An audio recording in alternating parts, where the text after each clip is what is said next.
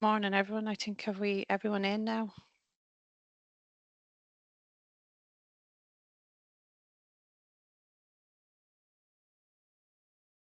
Have we everyone in, Antoinette? Will we start?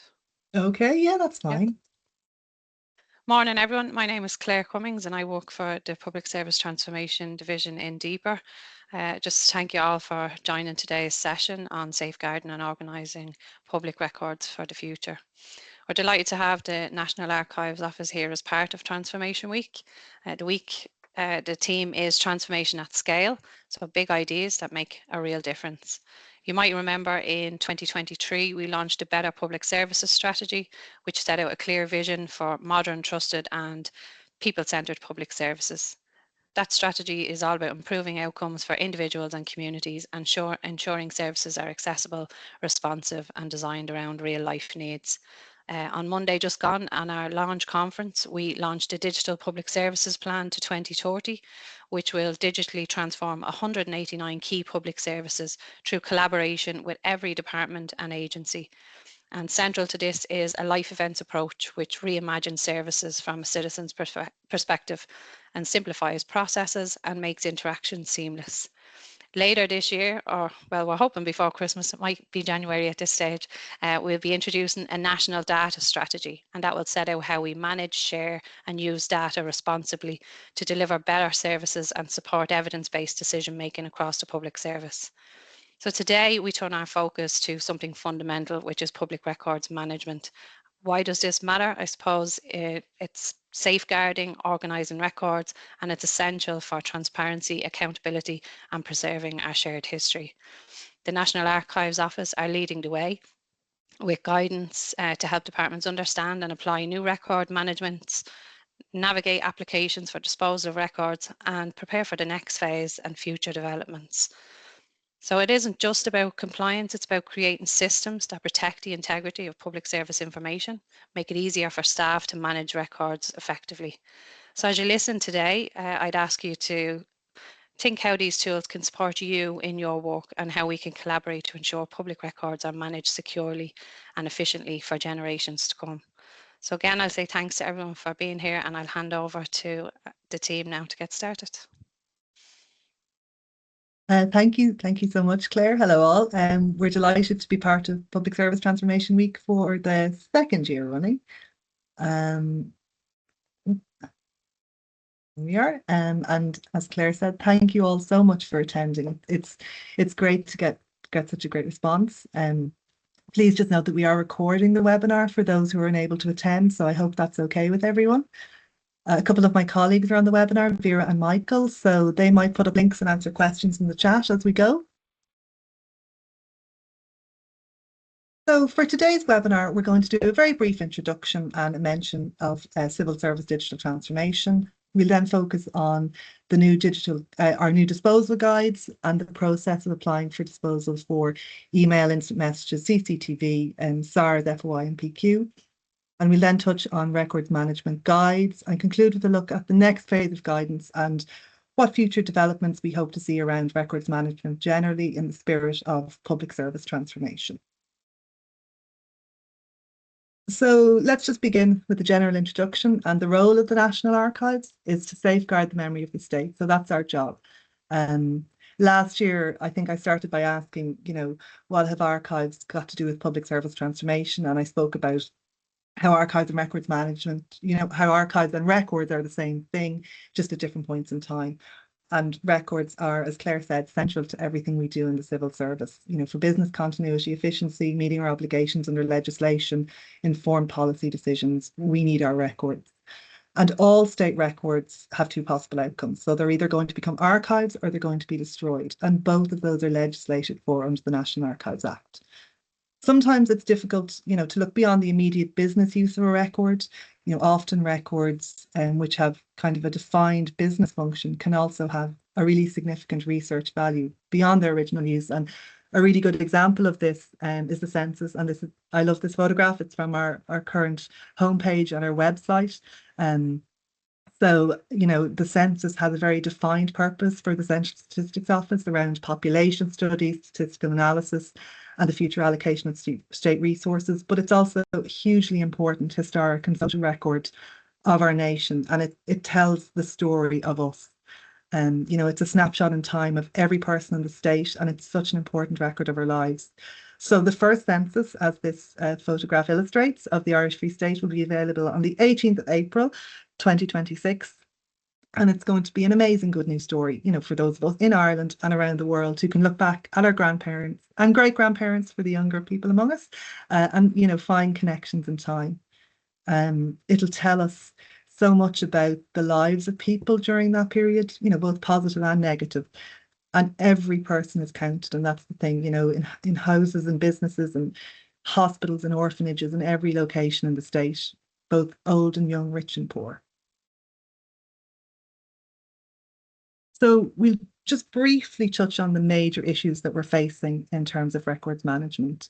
We all know that there's major backlogs of paper records held in commercial storage facilities. And there's no intellectual control of these. We've inherited a lot of records from previous departments, from predecessor bodies, and the institutional knowledge has been lost in terms of what they contain. And this is a significant problem that we face at the moment. Secondly, there's no public service digital preservation strategy in terms of long-term preservation of digital records. And as Claire mentioned, we need a holistic approach, a collaboration between ICT, information professionals, archivists, security, privacy experts to ensure kind of best practice international standards are integrated into our public systems. And I will mention a few times Archive by Design principle, which is, the European Commission kind of standard. And it's something that, we need to look at when we're building our systems, our digital systems, is to build in that preservation capacity. And, to know that when we build a system, that it's going to be built to last. And then finally, particularly for us, there is no robust statutory role for the National Archives at present in records management, apart from Section 7 around disposal. So generally, most national archives, in the world kind of do have some kind of active statutory role in managing records for future disposal and permanent retention. So we need penalties for non-compliance. We need to be doing kind of disposal at scale using systems like they do in other countries like Scotland, where departments produce the records management plan that can be signed off by the director of the National Archives and can be audited for compliance. So we need to be looking at things on that much higher macro scale across departments and from the top down. So just a brief mention of civil service applications. Obviously, we're moving towards digital transformation. Claire alluded to this within the civil service, and that's obviously been accelerated by COVID. OGCIO have their build to share applications, and they're providing digital platforms and packages to the civil service. And these are, often customized, commonly used proprietary software packages like Microsoft. So a key example of this that I think a lot of us are using now is eDocs. And eDocs is Microsoft SharePoint. It's a web application for managing and sharing files.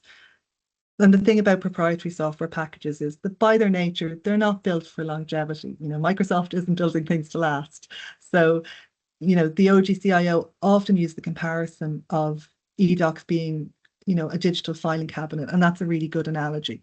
So eDocs has really good functionality around version control, collaborative working, sharing links, Outlook add-ons, search functionality. All these are really excellent tools, but it is not, and it doesn't have any archiving or digital preservation functionality, and it doesn't pretend to. When we refer to archiving within eDocs, what we're just talking about is moving it to a different folder, and making it read-only. So it requires less access and it's cheaper to store, but it is not archiving it in any real sense. It's just no longer immediately visible to the user. And these systems really aren't built to deal with the complex demands of large government departments. It's the responsibility of each department to manage the records held and build to share applications. And to do that, we need a gatekeeper. Departments need a dedicated records management team to control and manage the systems. Unfortunately, the filing cabinets aren't going to do the work for us. Just going to very quickly talk about then our guidance. So this year we've initiated a project to build on our existing generic retention schedule. we're trying to develop a more streamlined approach at a macro level across the civil service. So we're identifying common series of records not worthy of permanent preservation as archives and issued streamlined certificates of disposal for those. So we're focusing on records being actively created and managed now, and we're looking to kind of reduce unnecessary retention and ensure compliance with data protection. So the general disposal certs will assist with legislative compliance in terms of the National Archives Act principally, but also with GDPR. And we also hope that it will assist with creating and managing records retention schedules, which are obviously a core element of active records management around Article 30 of GDPR.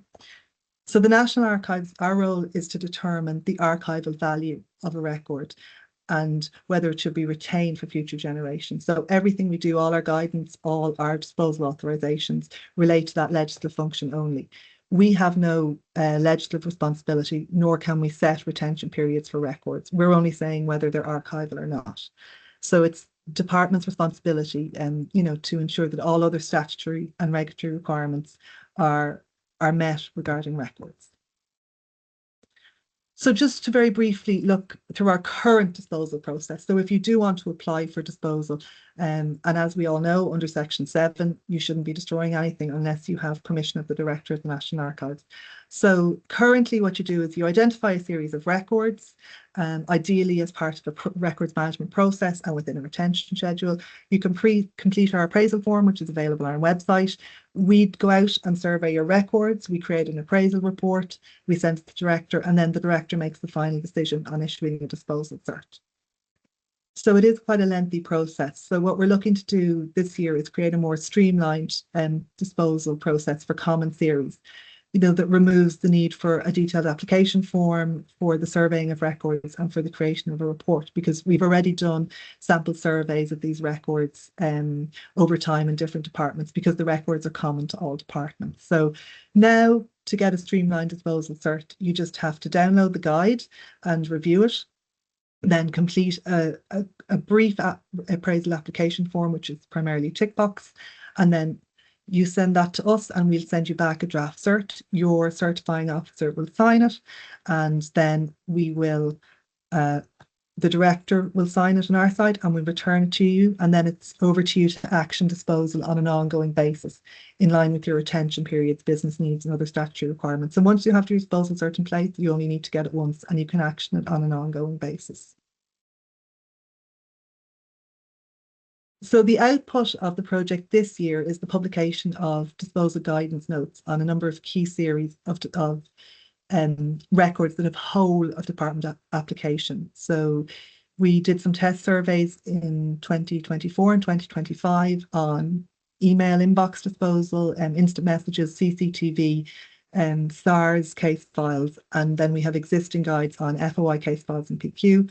And we also did a short guide on records management key concepts and GDPR and the National Archives Act.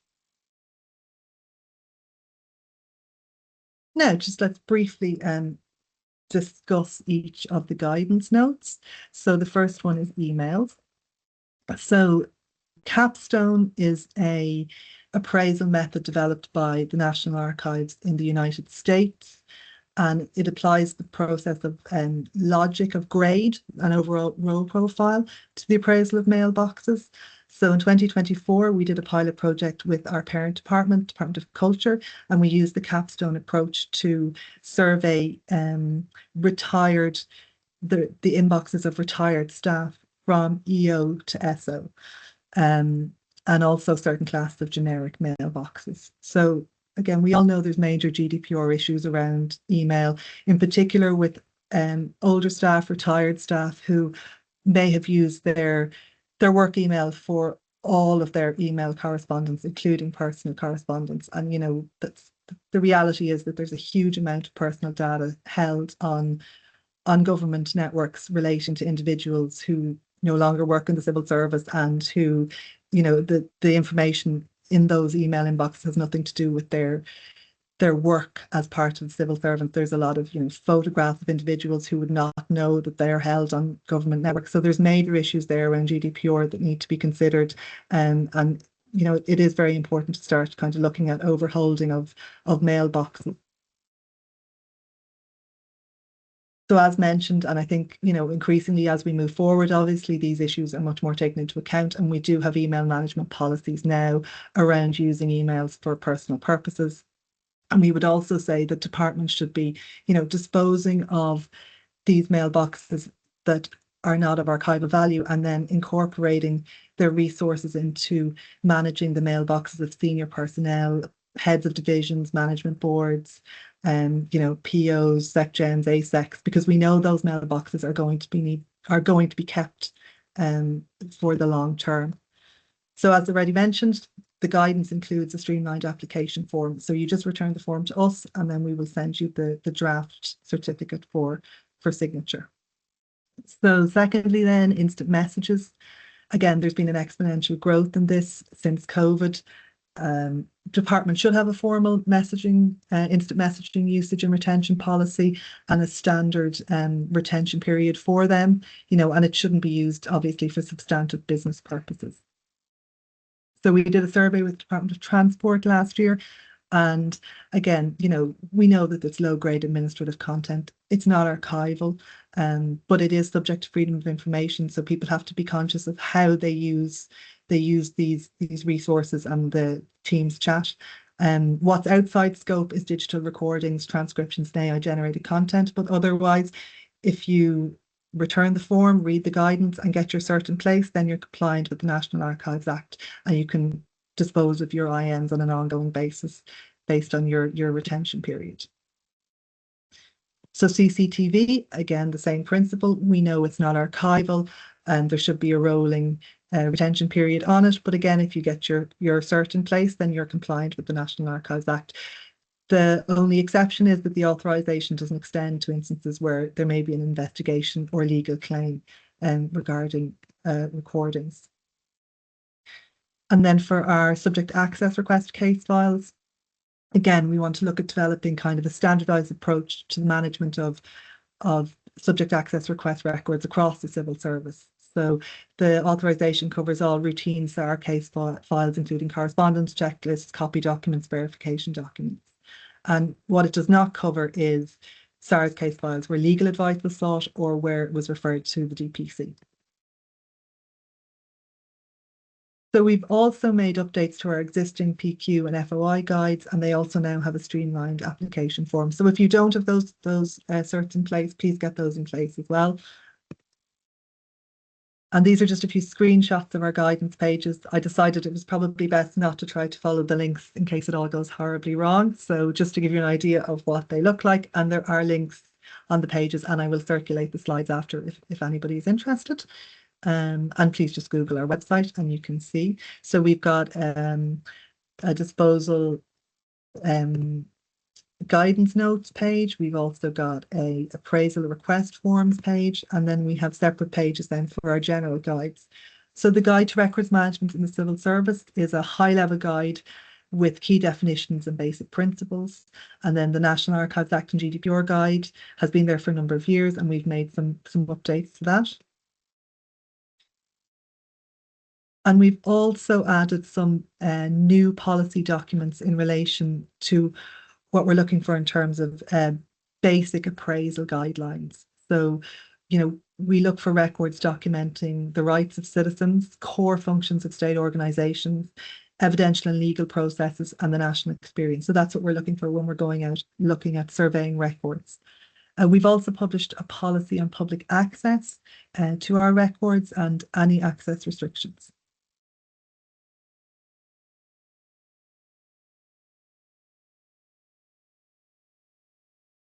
So our next phase will focus on issuing general guidance on managing records during a transfer of functions. Obviously, that's been quite topical this year.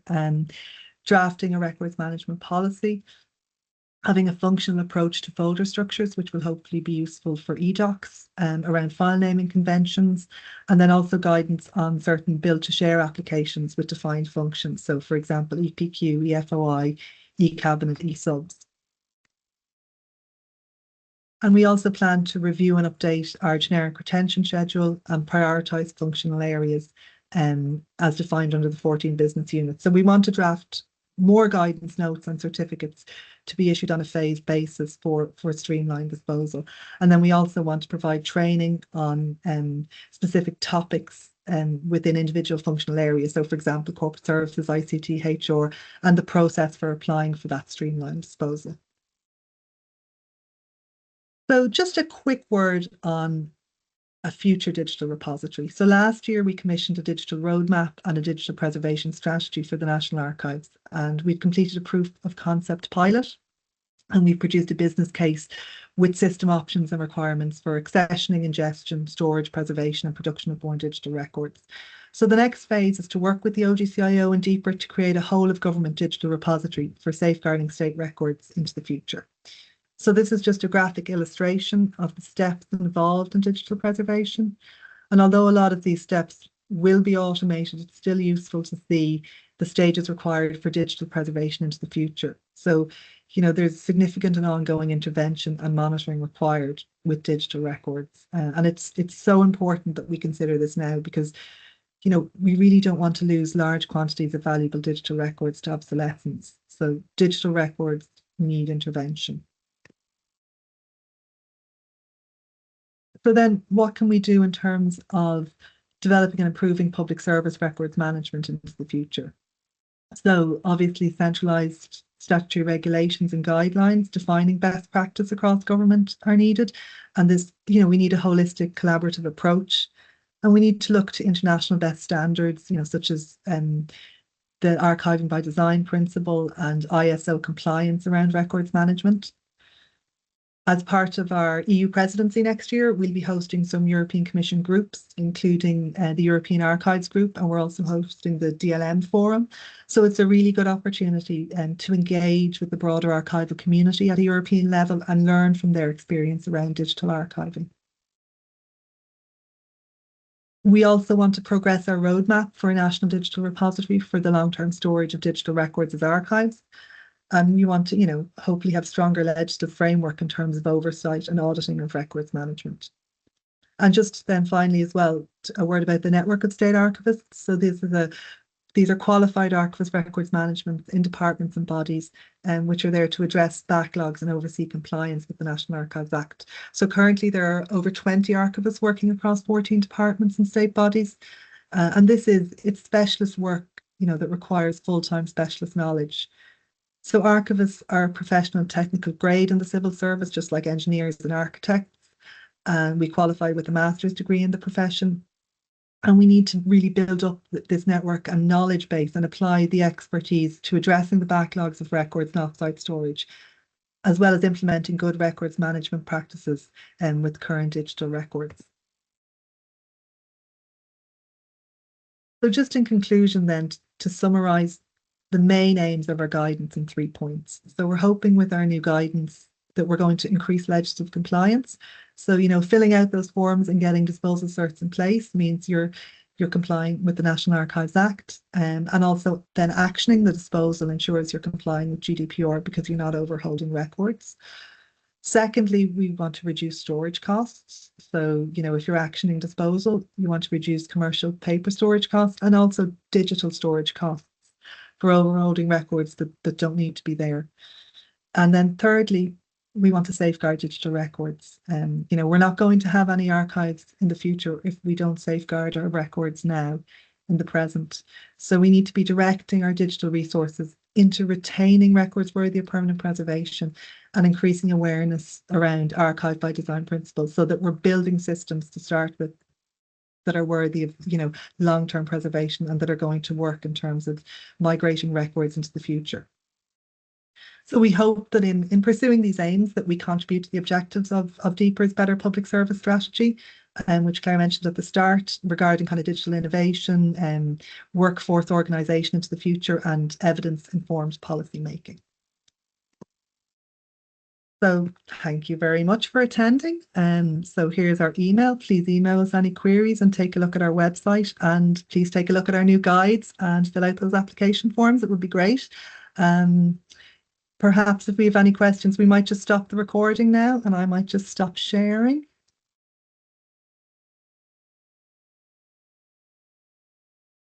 Lovely. And we can circulate the presentation